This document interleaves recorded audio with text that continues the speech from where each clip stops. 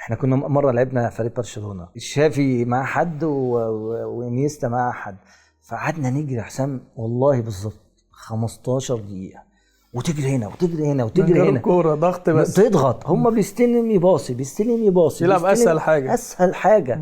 وما بيرقصكش، ما فيش حد خد كوره ورقصنا بالظبط، بس بيستلم ويتحرك لزميله بيتحرك لزميله. فبعدين بقول له هو فات قد ايه؟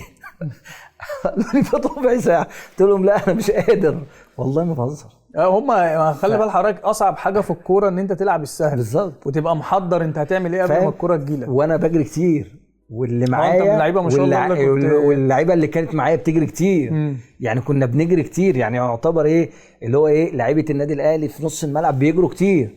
ربع ساعه ما بهزرش ما قدرتش. فقلت لهم لا نهدى كده ما نضغطش بقى ونحلق عليهم زون ديفينس بقى لحد ما الكوره تجيلنا، عشان كده عشان ايه كده هنستنفذ طبعا